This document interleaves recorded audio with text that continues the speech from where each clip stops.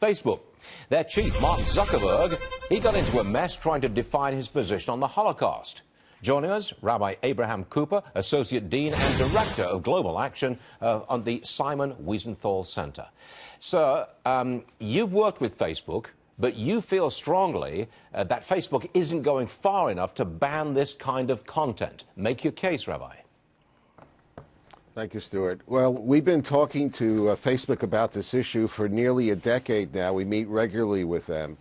And in fact, we actually got Facebook to remove Holocaust denial material if it's posted by state actors like Iran and other groups that are clearly anti-Semitic and sometimes terroristic in nature.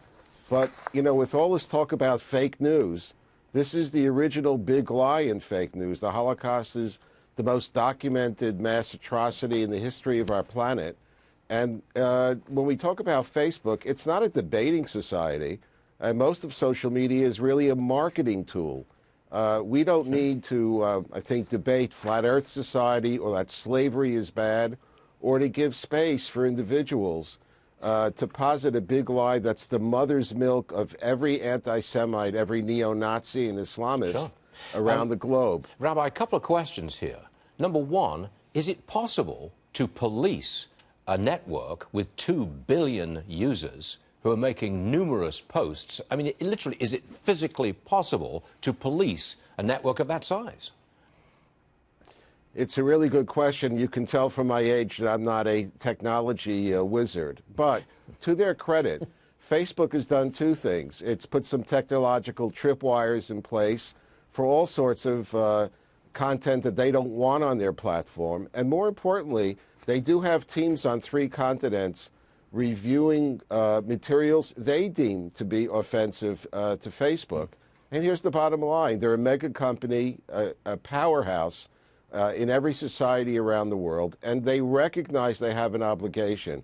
What we can't understand is the original fake news, the denial of the Holocaust that the Ayatollah Khomeini and others push. Why would there be any space for that anywhere in Facebook? I just want to make the point that Zuckerberg, Facebook, is in an almost impossible position. It's not just the difficulty of policing a network of that size, it's the difficulty of being a censor of 2 billion people's daily news feed. I mean, is that what Facebook really wants to be? Because that's what it is. Yes, I saw the front page story in today's New York Times, and this is an issue we've discussed with them. We don't want to be the thought police. We don't want to be the world's censors. But to their credit, from their beginning of their business model, Facebook has set standards. They're there to make money. They're also part of the community at large. They're generally the group that we point to as a model for the other social media companies to look at. So the issue of setting standards is not a new issue.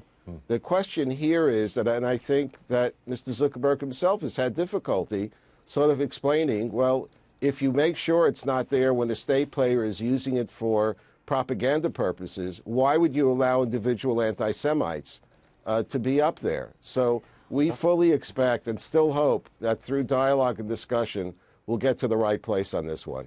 Rabbi, thank you very much for being with us this morning. We appreciate your input. Thank you, sir.